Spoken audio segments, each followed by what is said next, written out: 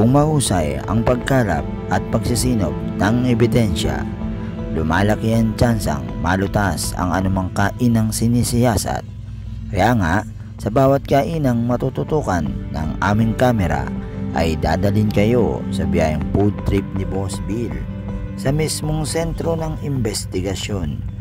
Bawat takbang ng mga vlogger at digital creator ay aming sasabayan hanggang sa pagpupursigi sa paghahanap ng katotohanan.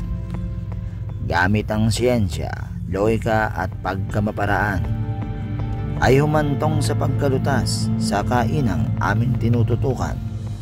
Humanda na sa misteryo at drama ng totoong pagsisiyasat, ihahatid sa inyo ng biyayang food trip ni Boss Bill.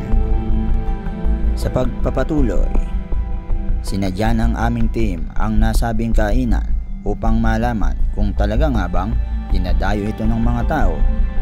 At pagdating ng aming team sa mismong lugar ay pumose agad ang ilan sa amin upang manmanan kung talaga nga bang marami ang nagpupunta dito. At nahagip ng aming kamera na talaga naman palang dinadayo ito ng mga tao. Kaya naman nagpasya na ang aming team nalapitan ang nasabing establishmento, at paglapit namin ay bumungad agad sa amin ang napakamurang halaga ng mga tinda nila dito.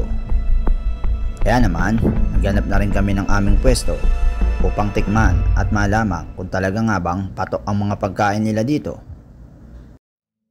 At sa pagdating ng aming order ay agad nilantakan ng aming team ang mga nasabing pagkain upang alamin kung talaga nga bang patok at masarap ang mga tinda nila dito. Inyong pakatutukan ang madramang eksena sa mga susunod pang tagpo. So yun mga guys, no, eto na, PK man time na. So dito mga boss, ang in-order namin is lugaw with lechong kawali, lugaw with tokwa, hotdog on stick, saka yung pang malakasan nilang Baduds Overload Burger. So dito guys, una kong tinikman yung pinaka lugaw with lechong kawali nila. So para sa akin mga boss, okay naman yung lugaw with lechong kawali nila, lalo na pagka nilagyan mo ng maanghang. Talagang patok siya mga boss. Tapos sunod yung tinikman yung pinaka paborito ko, yung lugaw with tokwa. So dito mga boss, okay na okay itong lugaw with tokwa nila, tapos napakamura pa. Tapos huli kong tinikman mga boss yung overload burger nila dito. Grabe mga boss, talagang napakasarap na ito mga boss. Tapos yung palaman niya, yung pinaka patty, grabe ang laki. Tapos ang taba. Tapos napakasarap yung pinaka cheese sa ibabaw saka sa loob.